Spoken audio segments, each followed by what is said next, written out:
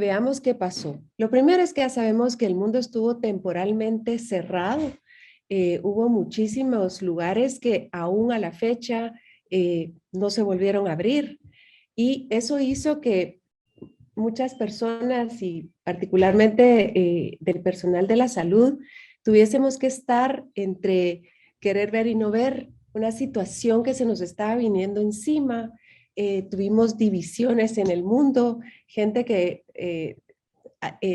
dice yo no me vacuno, no quiero que me forcen a vacunarme, hablan sobre covidiotas, por ejemplo, y otras personas que se han puesto a darle tributo a todos aquellos que nos han dejado, porque al final de cuentas sí ha habido gente que nos dejó por el mismo virus.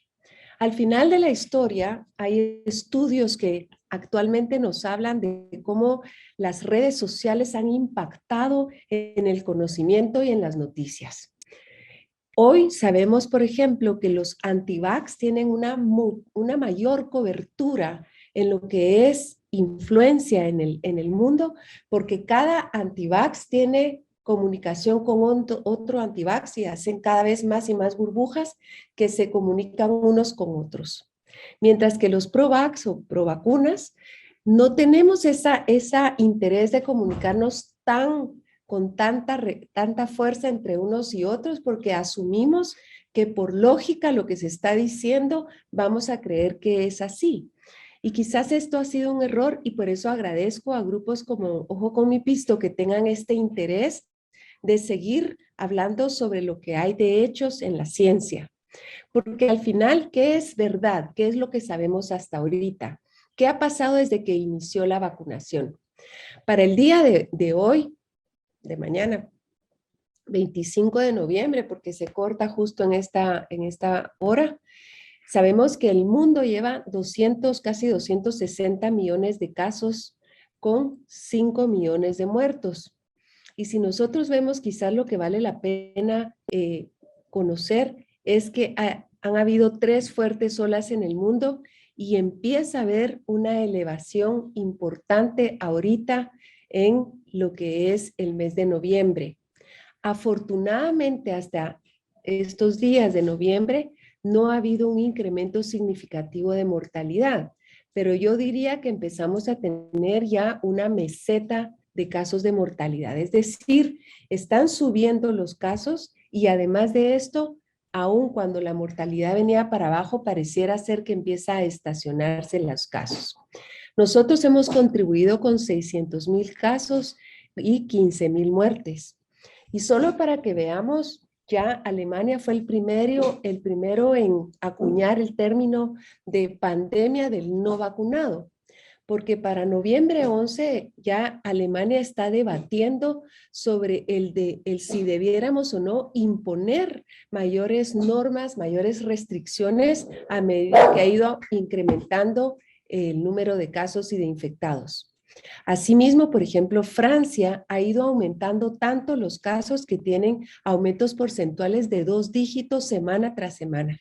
Mañana el ministro de Salud de Francia va a dar las normativas que van a tomar. Austria quizás es uno de los países, en mi opinión, más emblemáticos ahorita, porque esta fotografía la tomé quizás hace unos 5 días, cuando salió estas filas que ven de carros, es de gente que está llegándose a hacer el hisopado para ver si tienen COVID. No están llegando a vacunarse, están llegando a ver si tienen COVID. ¿Y por qué? Porque vean ustedes la escalada que ha tenido Austria en los últimos días. Si comparamos, sí, efectivamente tuvieron un pico en noviembre del año pasado, tuvieron un pico en marzo, pero nunca como el pico que están teniendo ahorita. Y quiero que vean ustedes cómo la escalada está siendo tan vertical. No es lo mismo una subida de 5, 10, 15, 20, que vaya de 5 a 500, a 1000, a 1500, y así es como se está yendo la positividad en Austria. Tan es así que ellos decidieron y propusieron hacer restricciones de encierro para los no vacunados, porque efectivamente entre el 90 y el 95% de los casos que están llegando a hospitalizarse y muriendo son los no vacunados. ¿Por qué? Porque estamos viendo nuevos casos que van aumentando tan rápido que ahorita ellos ya tienen arriba de esto fue hace una semana y ahorita van más allá de 760 nuevos casos por 100,000 personas. La tasa al final de cuentas se duplicó de octubre, perdón, hasta lo que tenemos ahorita. Esta es la razón por la cual ya no están hablando de no vacunados, sino de todos, y hasta el fin de semana pasado y ellos han impuesto 3 semanas de cierre completo en Austria. Y quiero señalarles que Austria llegó a este punto a pesar de tener un 68% de población con vacunación completa. En Inglaterra, la pregunta que nos hacemos es ¿por qué están subiendo los casos? Sí, hace más o menos 6 meses hablábamos que Inglaterra era el país ejemplo que había logrado vacunar a una gran cantidad de la población y recuerdo muchísimo, tengo la diapositiva del primer día cuando la gente empezó a salir a las calles sin mascarilla. Y aquí hay varias propuestas. ¿Por qué empezó a aparecer los casos nuevamente? Lo primero es que dejaron de usar la mascarilla. La liberación de restricciones fue mucho mayor. Y es que el problema es que se liberaron las restricciones justo cuando estaba entrando la Delta. Y además la gente empezó a utilizar nuevamente estos servicios que son más comunitarios, más públicos, como es el transporte. Y asimismo también empezamos a observar que hay una disminución en la inmunidad. Por otro lado, es verdad que el programa de vacunación se estancó. Es decir, que aquellos que se iban a vacunar, se vacunaron. Y los que no se quisieron vacunar, se quedaron sin vacuna. Ya no hubo una mayor injerencia de la población como del Estado en convencer a más gente para que se vacunara. Si comparamos el invierno del año pasado con lo que tenemos ahorita en Inglaterra, en el Reino Unido, vean ustedes cómo el año pasado en enero, diciembre, enero, tuvieron ellos su pico, pero ahorita está claramente elevándose a pasos agigantados. De octubre a enero del 2020, habían 2.7 millones de casos, y de julio a octubre efectivamente tenemos ahora más casos, pero vean ustedes la diferencia de hospitalizados. El año pasado estábamos hablando de 185,000 hospitalizados y ahorita estamos hablando de 79,000 hospitalizados. Es indudable que entre la liberación de las restricciones y el Delta hubo un aumento de casos, pero no cabe duda que la vacunación hizo un impacto muy importante en lo que son los ingresos hospitalarios. De tal forma que nosotros ahora sabemos que en el Reino Unido los no vacunados tienen 3 veces más riesgos de hospitalizarse que los vacunados. Y si lo comparamos por edades, vemos nosotros que los mayores de 80 años, prácticamente los no vacunados son 141 por 100,000 personas, mientras que las personas vacunadas 54. Es claro que es 3 veces más riesgo en el mayor de 80 años el ingreso hospitalario. Pero ¿qué sabemos de los menores de 18 años? También hay una diferencia. En el grupo de vacunados tenemos 0 ingresos, mientras que en el de no vacunados es de 4 por 100,000 personas. Hoy salió la información en Estados Unidos que el número de niños que están siendo hospitalizados está incrementándose muy rápido y estos están ingresando a los hospitales. ¿Qué otra cosa hemos aprendido en este tiempo? Si nosotros vemos en el transcurso del año, desde febrero para octubre, vean ustedes la mortalidad que tuvimos en sus 2 picos y ahorita, a pesar que los casos están aumentando importante, la mortalidad no se ha elevado como es. Estos datos son hasta hace más o menos un mes y no ha cambiado sustancialmente desde entonces para acá.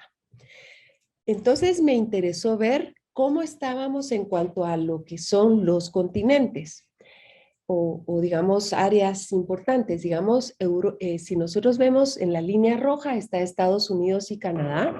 Estos dos países tuvieron un pico muy importante entre octubre y febrero, mientras que si ustedes ven ahorita, en octubre pareciera ser que hubo un pico menor.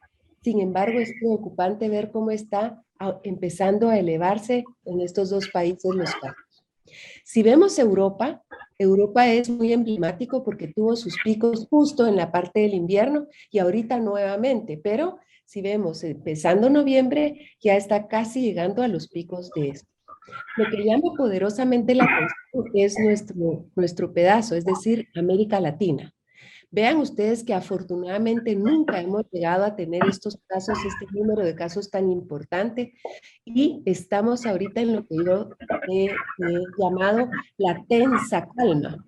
Guatemala en este momento está teniendo calma porque pareciera ser que los casos vienen para abajo como en el resto de América Latina. Y le llamo tensa calma porque si nosotros observamos, América Latina pareciera ser que tiene un comportamiento de 1 a 2 meses después de lo que pasa en Europa, en Estados Unidos, nosotros tenemos nuestros picos. Así que yo esperaría que si nosotros seguimos con este comportamiento, vamos a tener nuestros picos a finales de enero, principios de febrero. Aquí lo tenemos en números.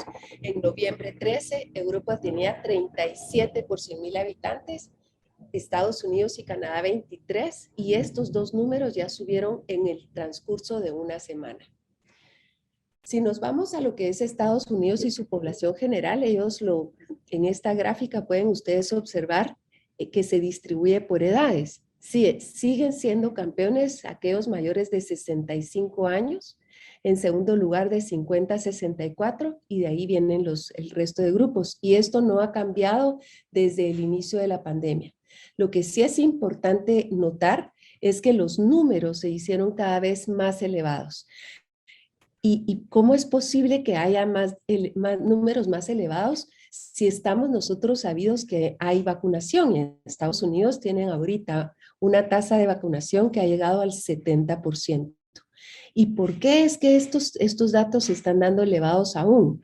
Porque si nosotros pensamos, ellos empezaron a vacunar más o menos en enero y se calcula que arriba de los 80 años ya van a haber personas que ha bajado su inmunidad y por eso es que ya se está hablando de una tercera dosis por el tipo de delta, de variante que nosotros tenemos.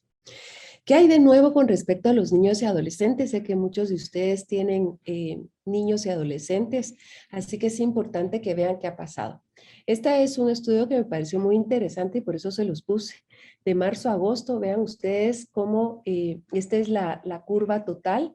Efectivamente, de marzo 2020 para agosto 2021 hay una clara incremento de los niños que han tenido que ser hospitalizados.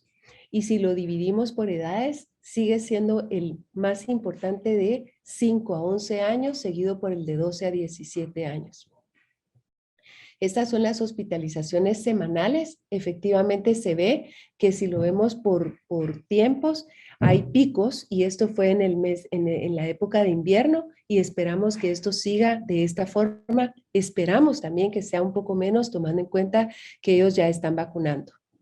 Les puse esta diapositiva porque esta diapositiva habla de la primera variante, es decir, que las personas no vacunadas, si se contagiaban con la primera variante en el tiempo entre enero y julio, tenían 17 veces menos riesgos de ser hospitalizadas que aquellas que no habían sido vacunadas. Es decir, que con la primera variante, nosotros podíamos decir que si no se vacunaba a alguien, tenía 17 veces más posibilidades de ser hospitalizado.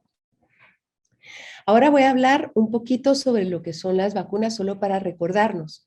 Hasta el 17 de noviembre ya llevamos más de 7 billones, es decir, 7,000 millones de dosis aplicadas, según lo que reporta los datos que todos vamos mandando en el mundo. Si nosotros pensamos que a nivel global la última tasa de vacunación que tenemos es que se están colocando alrededor de 34 millones de dosis por día, lo que incluía más o menos 13 millones que han recibido solo una dosis, tomaría más o menos 4 meses llegar a que tengamos 75% de la población con al menos una dosis.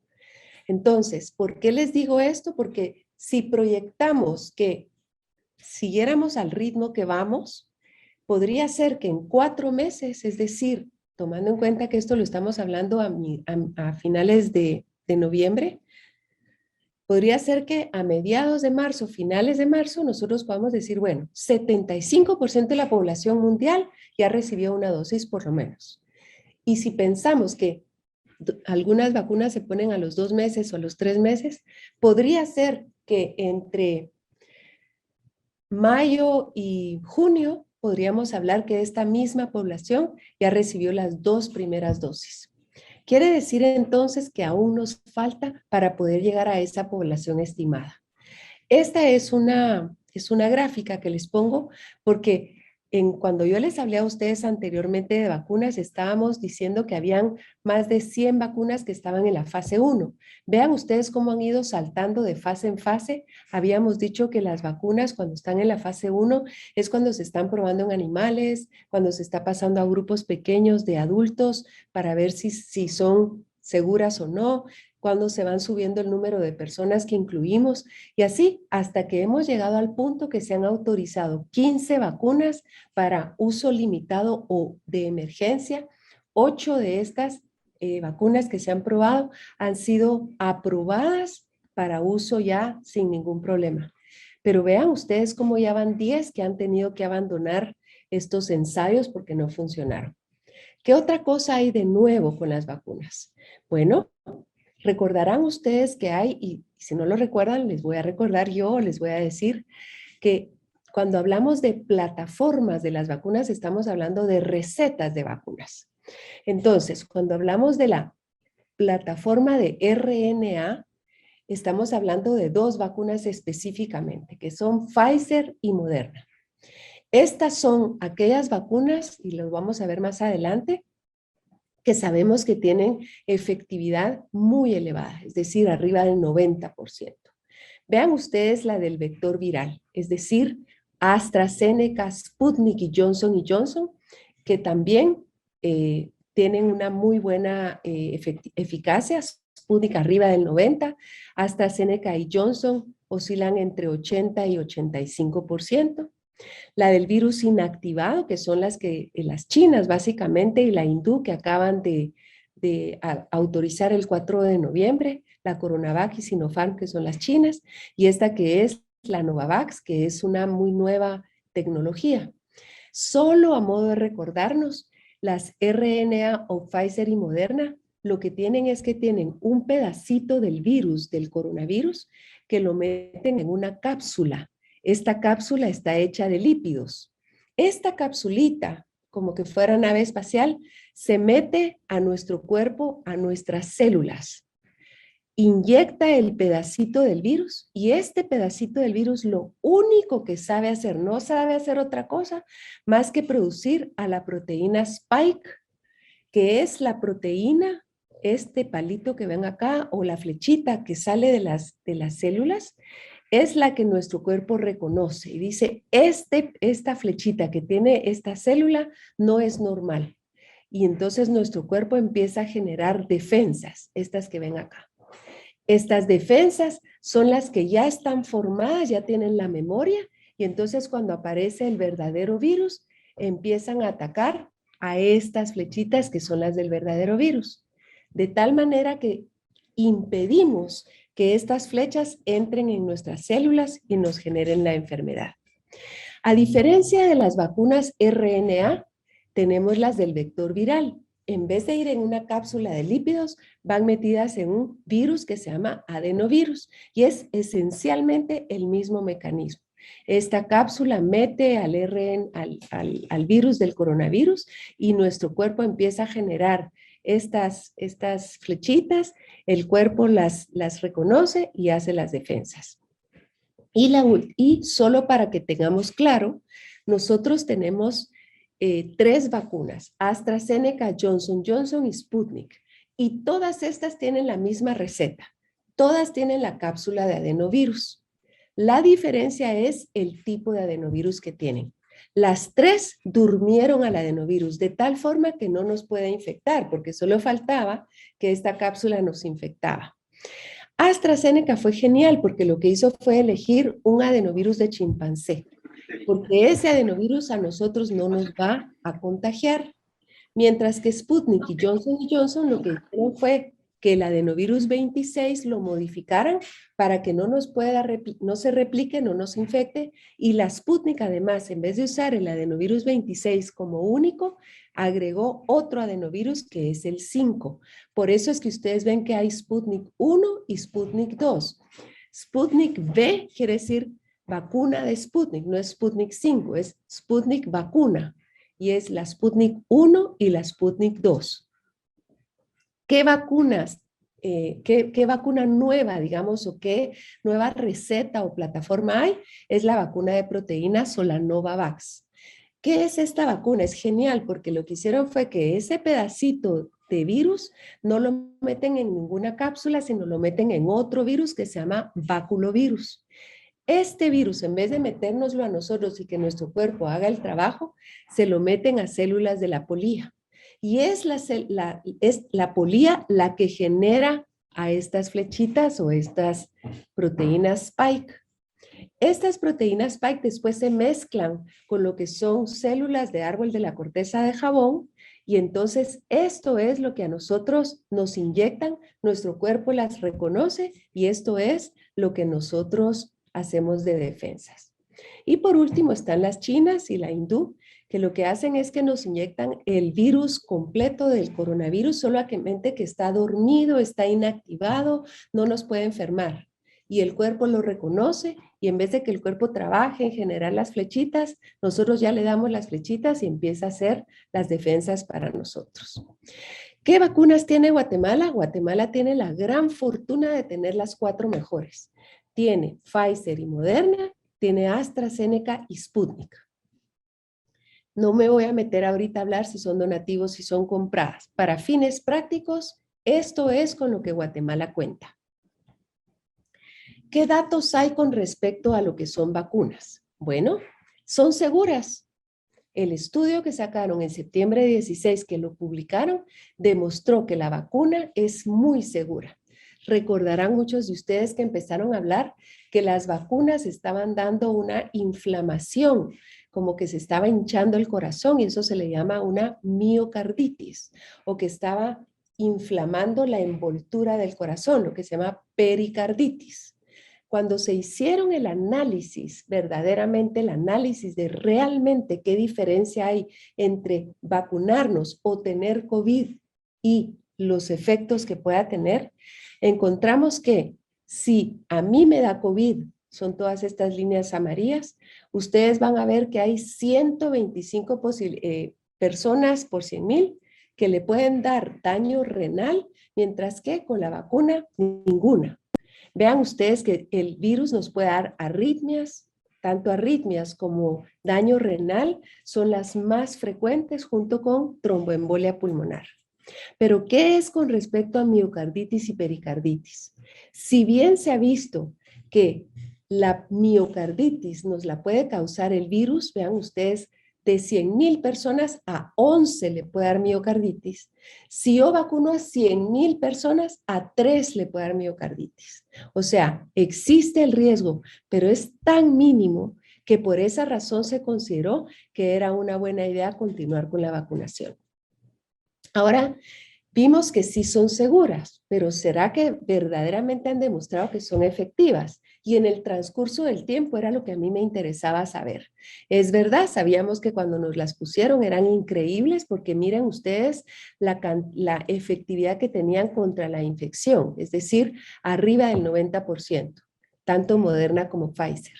Y esta es una gráfica que les muestro, que ustedes ven acá las semanas y aquí están las vacunas según los estudios. Por ejemplo, este estudio lo hizo un estudio canadiense para ver Moderna y Pfizer y vean ustedes cómo en el transcurso del tiempo efectivamente lo que vemos de infección, su efectividad van disminuyendo tanto para Moderna como Pfizer. Sin embargo, vale la pena señalar que no llega a ser por debajo del 75%. Este estudio lo hicieron en Estados Unidos y fue interesante ver que ellos no alcanzaron esta efectividad, pero sí tuvieron una bajada muy importante de efectividad contra la infección. De ahí entonces que teniendo estos datos, Israel decidió vacunar a su población, es decir, dado que están bajando los anticuerpos y las defensas, mejor vacunemos una tercera dosis. ¿Qué pasa con quiero decirles que las vacunas, y solo para recordarles, las vacunas se hicieron para protegernos de hospitalización y muerte. No se hicieron buscando de protegernos contra la infección, eso hubiera sido sensacional. Pero puesto que se estaba viendo que el virus estaba matando gente, la principal idea o meta era que las vacunas protegieran y no nos muriéramos. Eso es lo que se trató de hacer. Entonces, ¿qué con respecto a lo que se ha logrado? Que sí se ha logrado que se mantenga arriba del 75% la protección para que no nos hospitalicen. O sea que la efectividad de ambos estudios para Moderna y Pfizer es muy buena.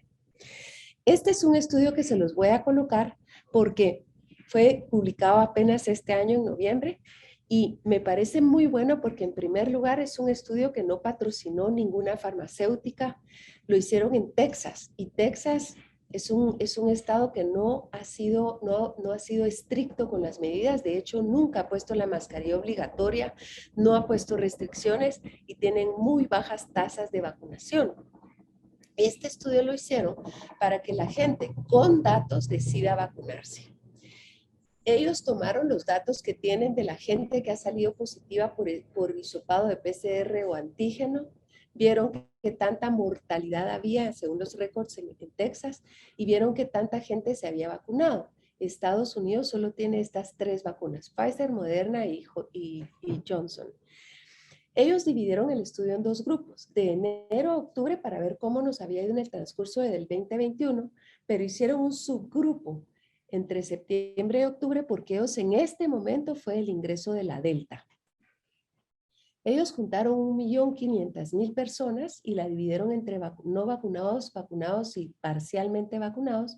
Y vean ustedes acá que el 85% de la gente que había sido infectada tenía el antecedente de no haber sido vacunado. Y lo que se vio acá es que el promedio de edad era de 39 años.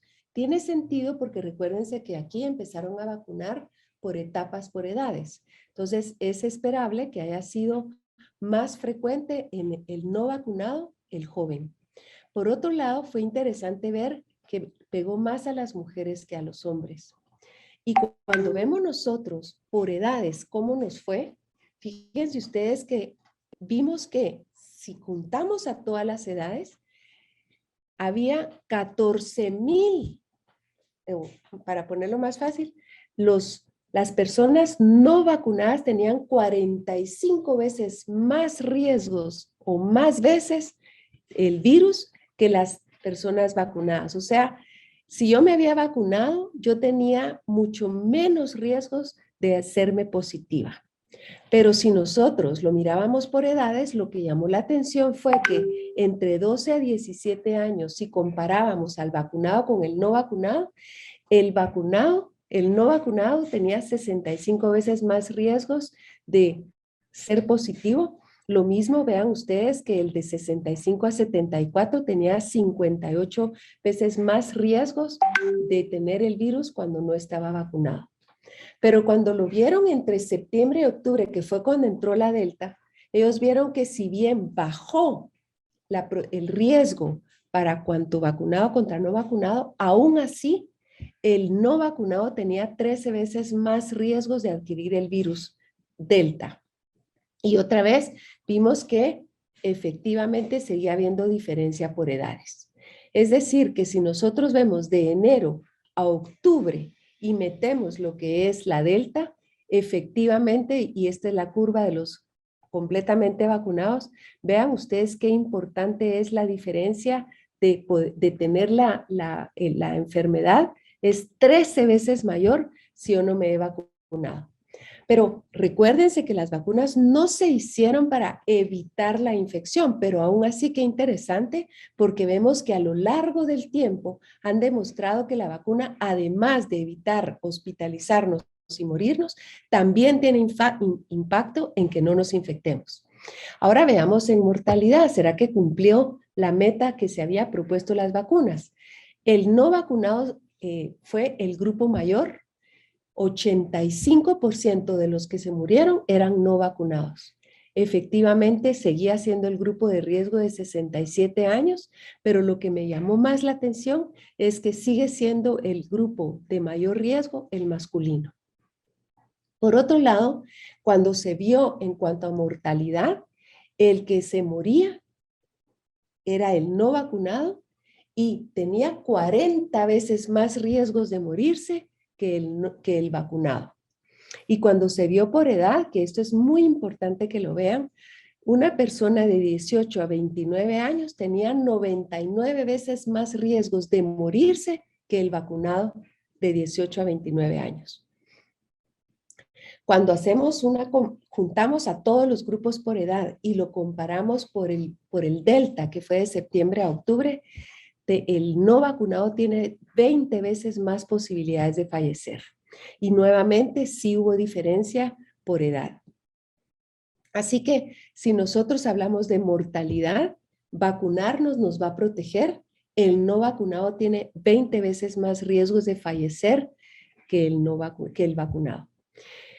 Entonces, si nosotros comparamos los números y porcentajes de casos de COVID, efectivamente con el tiempo ustedes van a ver que la Delta aún sigue siendo importante, pero la vacuna aún nos sigue protegiendo para no enfermarnos y también para no morirnos. Ahora veamos nosotros la vacunación en los adolescentes. ¿Qué hay de nuevo? En mayo del 2021, Pfizer presentó sus datos y la FDA decidió aprobar esta vacuna para adolescentes de 12 a 17 años. ¿Por qué? Porque los datos eran contundentes, era una vacuna segura. ¿Y qué con lo que les hablé de lo que era miocarditis y pericarditis? Vamos a ver, ya les enseñé a ustedes que cuando compararon los casos de complicaciones por COVID versus la vacuna, era mucho más riesgoso que un adolescente le diera miocarditis o pericarditis cuando le daba COVID que cuando se había vacunado. Por lo tanto, decidieron vacunarlos. ¿Qué otra cosa sabemos ahora? Que los adolescentes sabemos que son un grupo que tiene mayor riesgo de contagiarnos porque son más asintomáticos. Pero ahora ha ido cambiando y hemos sabido que no solamente tienen más riesgos de contagiarnos, ya no son todos tan asintomáticos porque vieron que las curvas subieron de hospitalizados en esas edades, sino que además ahora ya sabemos que aunque estemos vacunados, también podemos nosotros recibir el virus de un no vacunado. Así que las vacunas, repito, no evitan que nos infectemos, si bien nos protegen, pero un no vacunado nos puede infectar a los vacunados. 2 puntos quiero decirles aquí como consejo, sobre todo ahora que son estas épocas de fiestas. Y es que, ¿qué hacemos con nuestros niños no vacunados? ¿Qué pasa si nuestra familia, si los esposos ya están vacunados, los abuelos ya están vacunados, pero los niños no?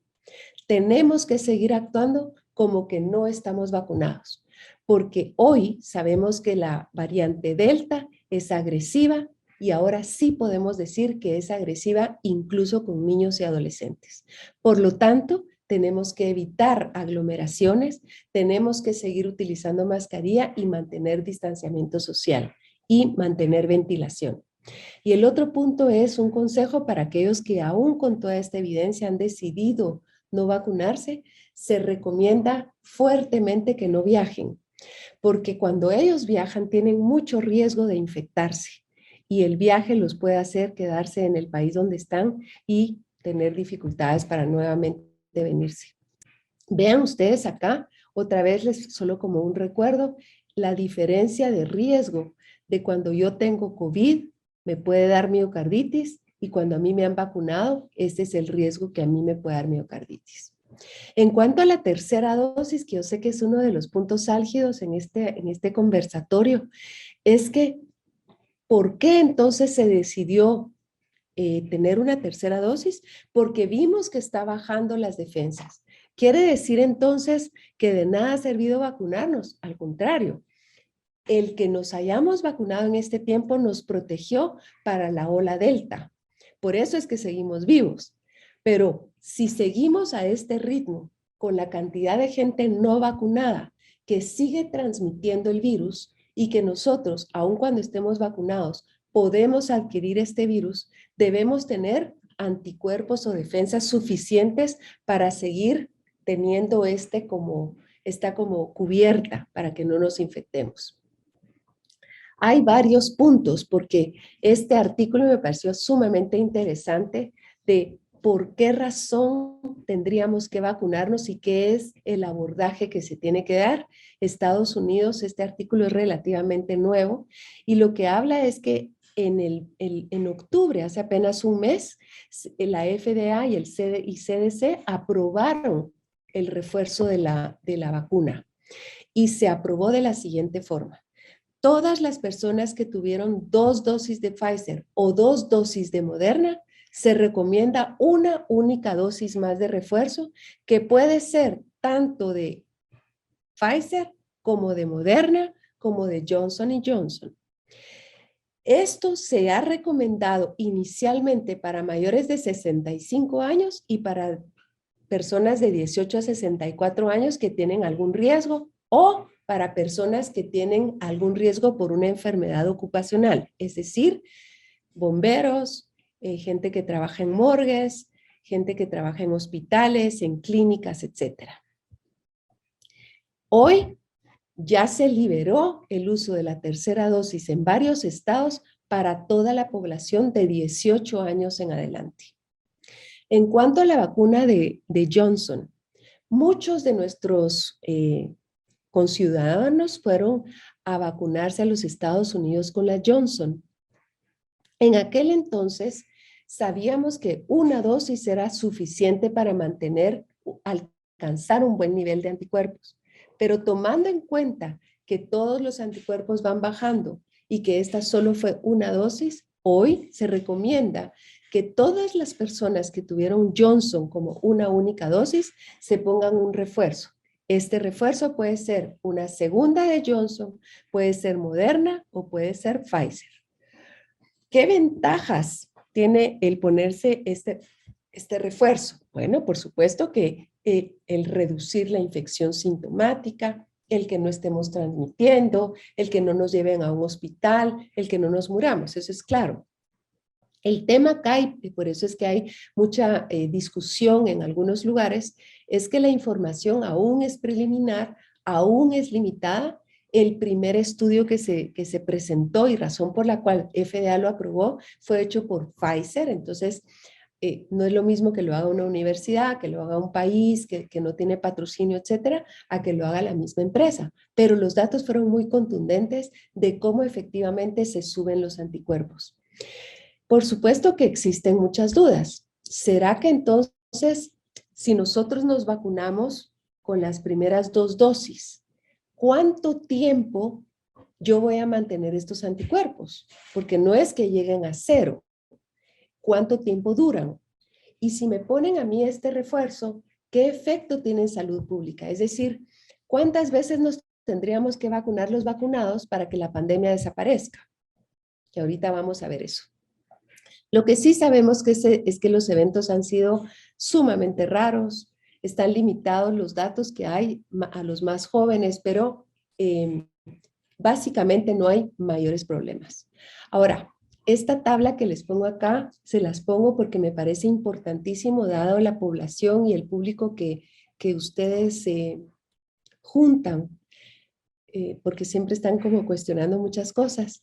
Yo les puse aquí, ¿qué pasa si yo tomo la política de colocarle un refuerzo a todos los adultos? Esta es una propuesta en Estados Unidos. Entonces tengo que pensar el costo.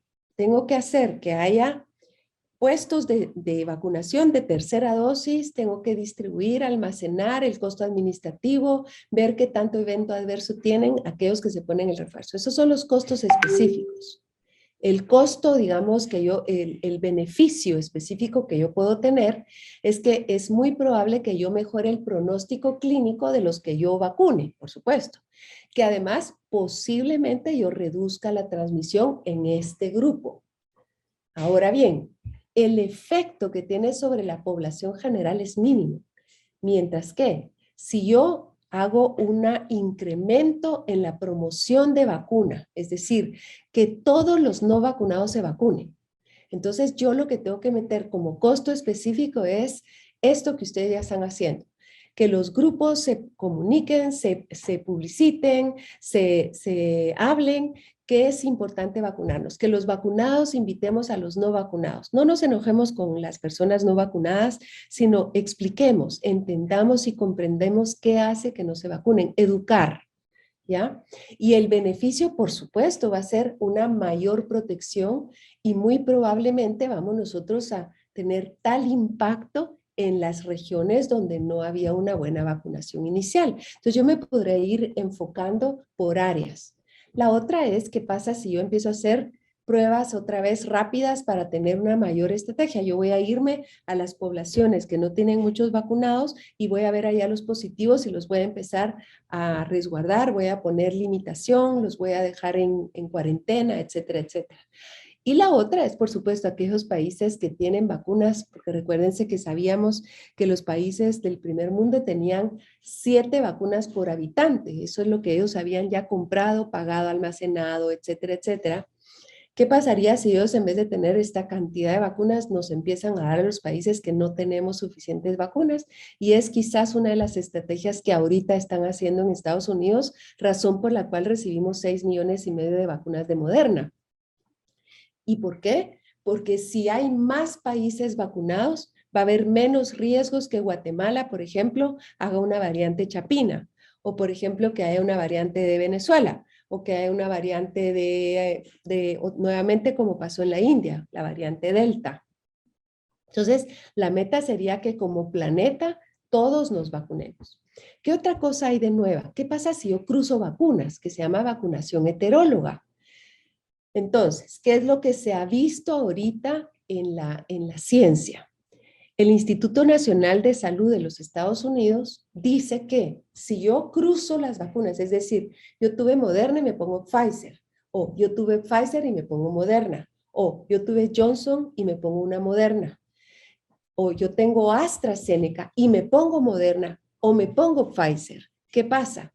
Se ha encontrado, vean ustedes en este estudio que ellos hicieron, que cuando yo coloco este cruce, yo puedo subir hasta 76 veces lo que es parte de estas defensas para todas las combinaciones. No importa si yo tengo Astra y me pongo Pfizer o yo tengo Astra y me pongo Moderna. ¿Qué pasa si yo me pongo la misma? Digamos, yo me pongo Astra, Moderna, Moderna, Pfizer, Pfizer. Entonces los anticuerpos en vez de subir, digamos, 56 veces, sube 20 veces.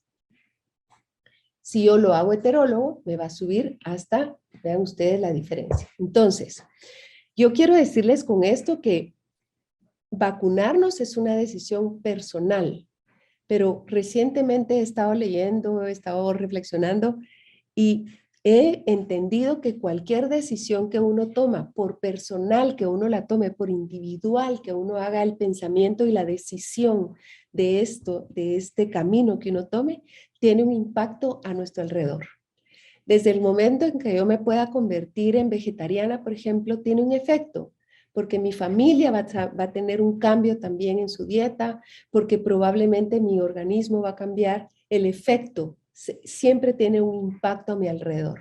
Entonces, la decisión que yo tomo en vacunación es personal, pero sí tiene un impacto social. Y lo estamos viendo claramente ahorita en países europeos y en Estados Unidos y Canadá, donde aquellos no vacunados están yendo otra vez a ser hospitalizados y son los que ahorita están en los intensivos. El otro punto que quiero señalar acá es que es importante que nos empapemos y conozcamos todo, pero de fuentes científicas.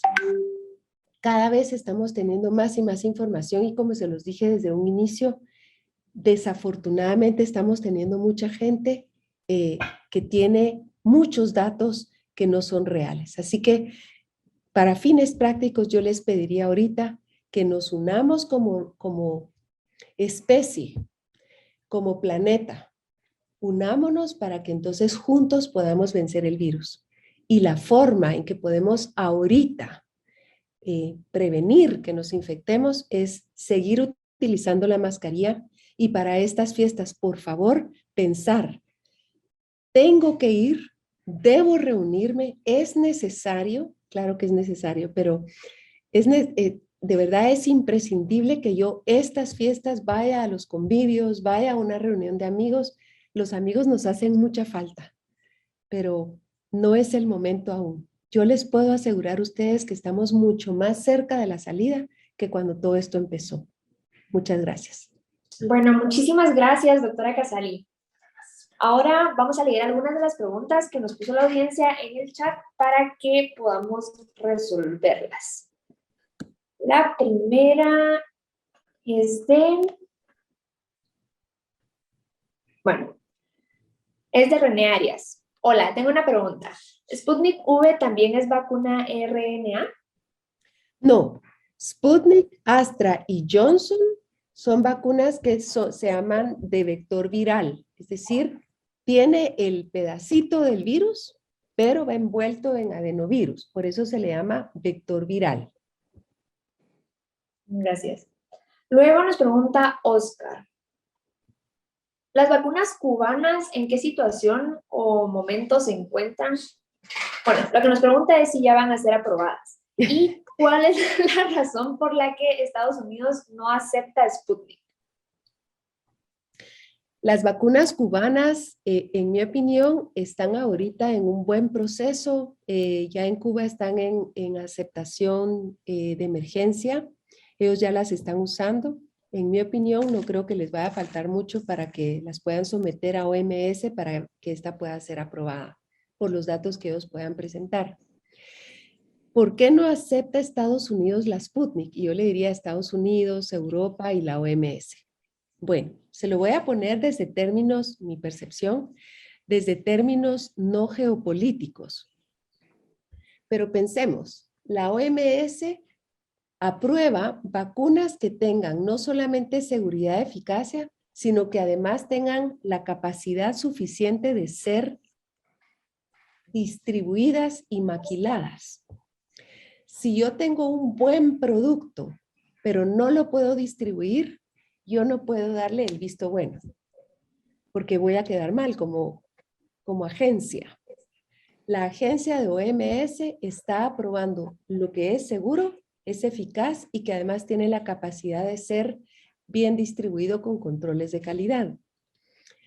Ahorita la Sputnik está siendo maquilada en Argentina y en Italia. Sus controles de calidad son buenos, la seguridad y la eficacia de la Sputnik es buena. ¿Qué problema hay entonces? ¿Por qué no la han aprobado? Porque la fabricación de la segunda dosis, que es con adenovirus 5, es bastante difícil. Tiene muchos pasos, entonces corre riesgos de contaminarse. Por eso es que ha costado tanto tener la segunda dosis. Asumo que en la medida que vayan teniendo más y más fábricas, digamos, más maquilas de esta vacuna, vamos a tener más acceso a ella. Pero es claro que esta vacuna es eficaz y es segura. Es muy buena vacuna. Claro, entonces las personas que tienen Sputnik V no deberían preocuparse por, ay, bueno, me pusieron una vacuna deficiente porque no la acepta la OMS. De hecho, yo les voy a decir algo. Vamos por eficacias, tenemos Pfizer, Moderna, Sputnik pisándole los talones, AstraZeneca y Johnson, en ese orden, en eficacia. ¿Ya?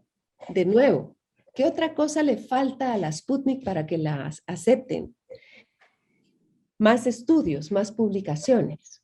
Pero Sputnik tiene un defecto. Si no se la aceptan en muchos lugares, ¿qué estudios va a hacer?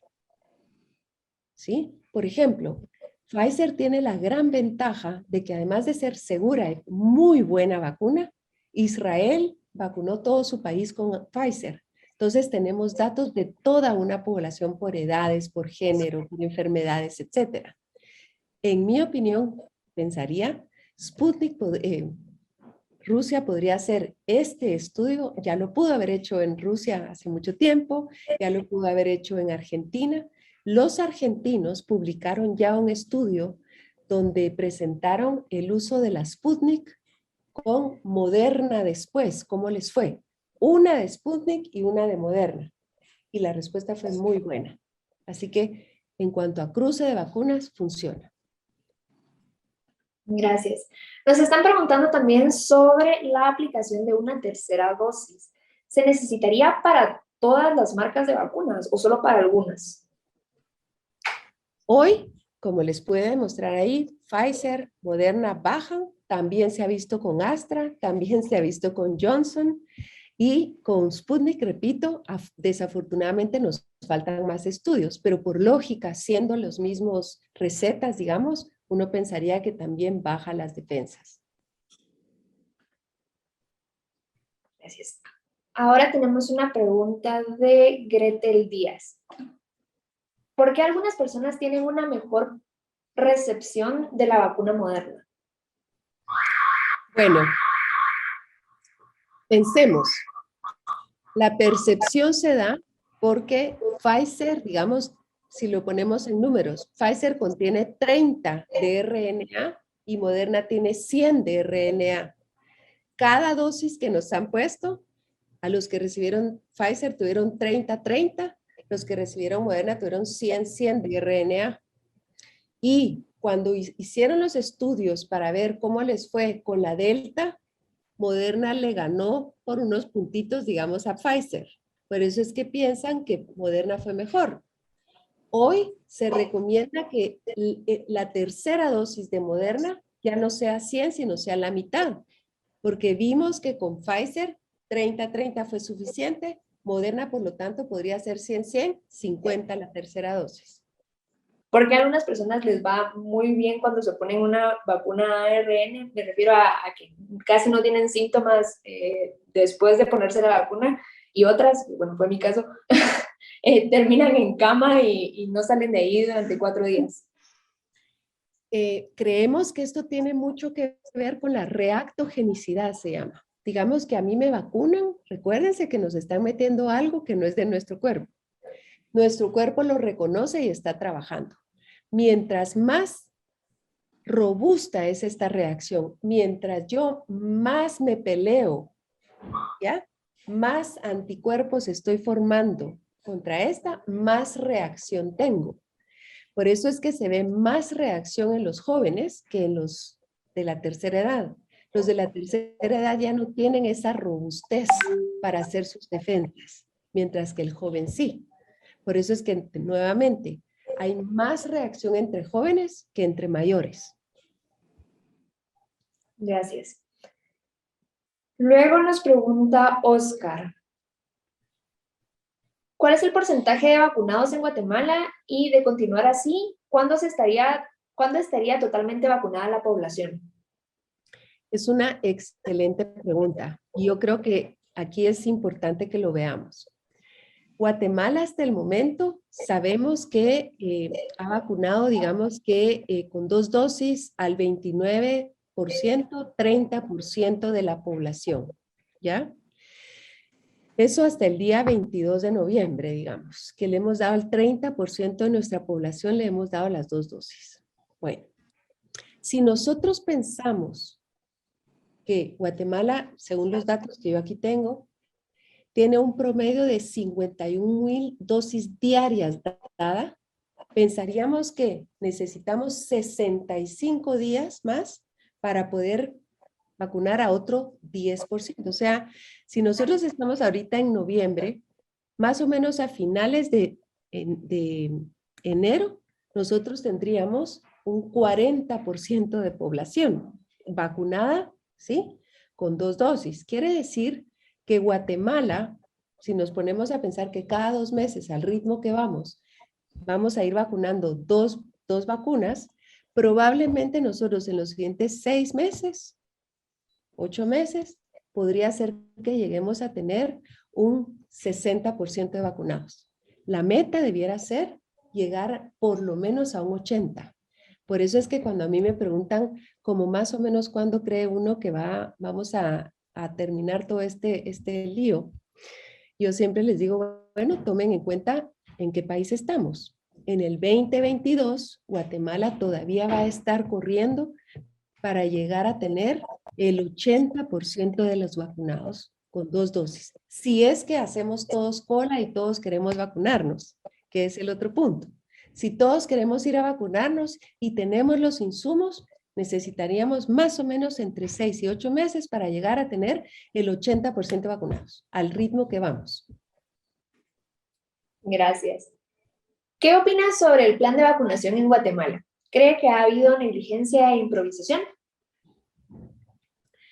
Yo creo que ha sido un plan de vacunación que ha tenido muchísimos desaciertos.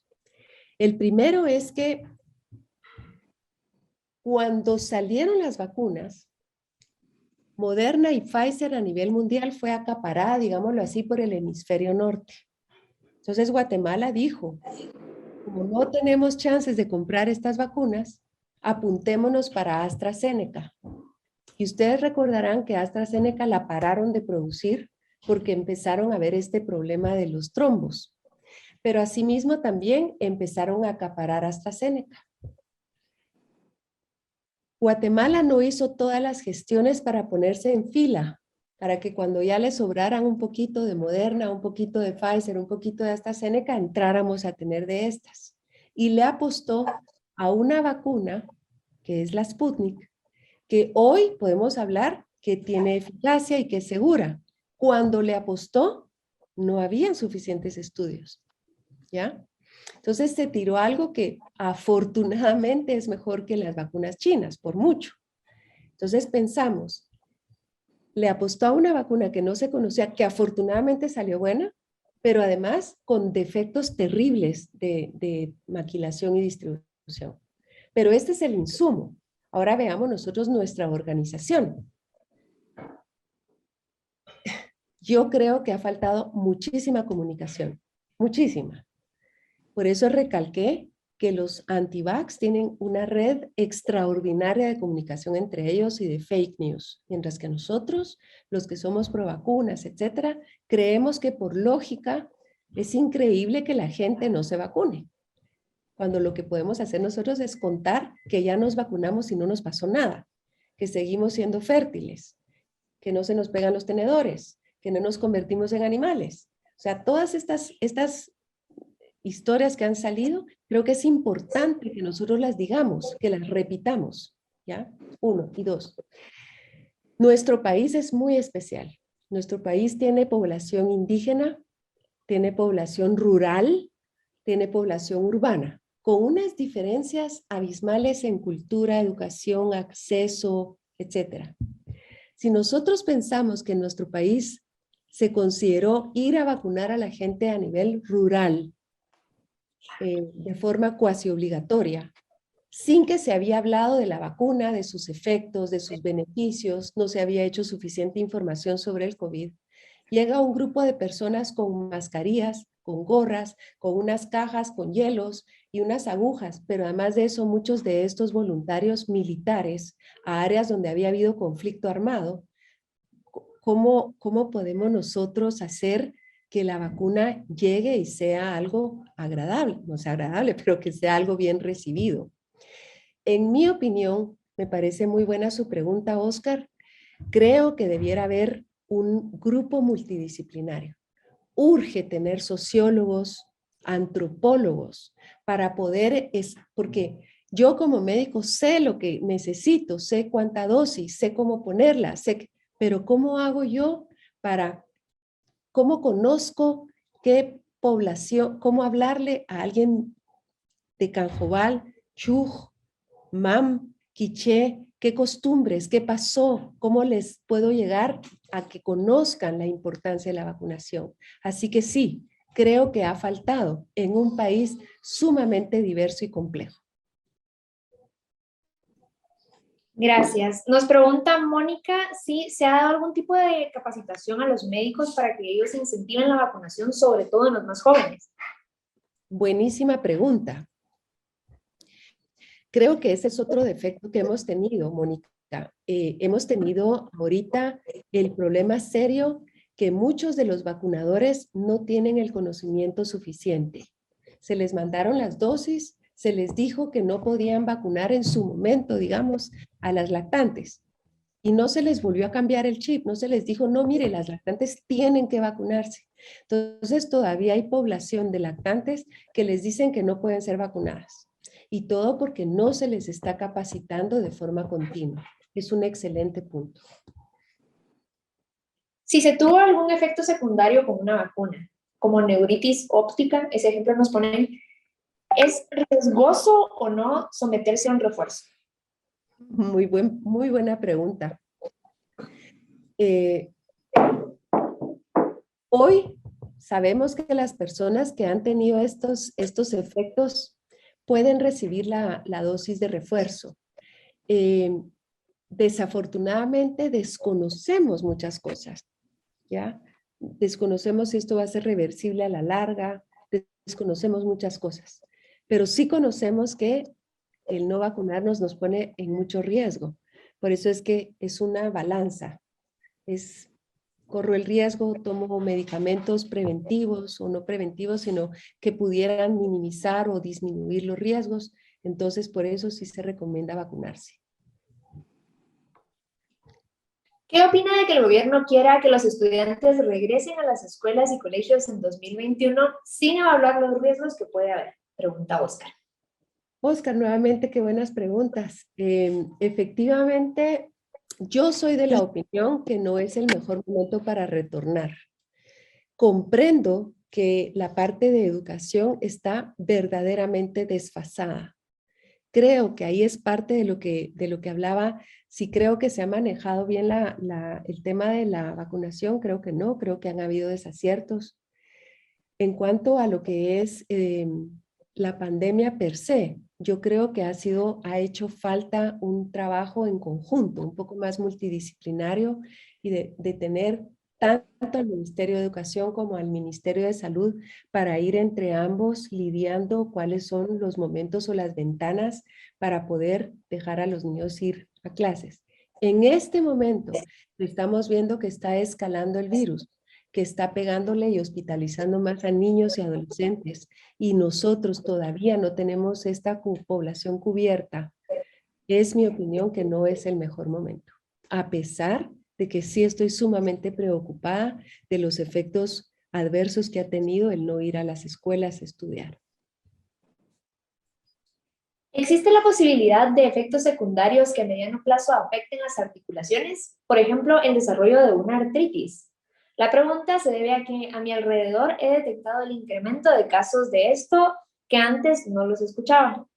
Eso nos pregunta Héctor Pérez. Yo creo que nos hace falta todavía conocer más de lo que va a ir pasando.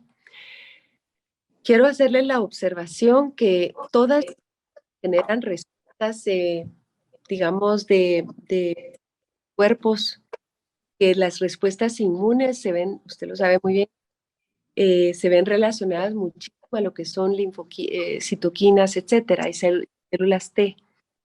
Justo estábamos conversando en un simposio de reumatólogos y ese era uno de los temas.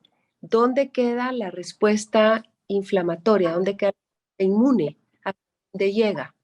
Yo creo, en lo personal, que esto es algo que se tiene que ir estudiando en el camino. Puede ser y efectivamente que haya un efecto adverso, pero necesitamos tener aún más estudios, ¿verdad? Gracias. Ya nos quedan pocas preguntas. Luego tenemos una duda de Adriana Pires. ¿Qué pueden hacer los vacunados con Sputnik V para poder viajar? Adriana, en primer lugar, no se preocupe, porque lo único que va a variar, si usted quiere ir a Estados Unidos, usted lo único que tiene, la diferencia entre un vacunado Sputnik o no Sputnik es que el Sputnik va a tener que hacerse el PCR y tener esa prueba del día. Si digamos yo voy a viajar hoy a los Estados Unidos, el día anterior yo me hago la prueba de PCR de tal forma que en la mañana el resultado yo me pueda ir. ¿Ya? Tengo 24 horas de ventana. ¿De acuerdo? Todos los demás van a poder estar con el carnet.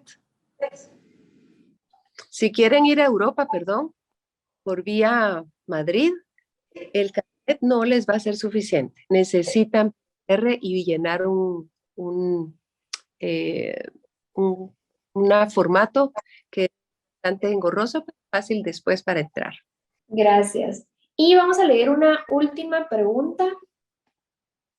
¿Al cuánto tiempo debo ponerme el refuerzo si fui vacunado con la monodosis Janssen? El mínimo de entre la primera y la siguiente son 2 meses.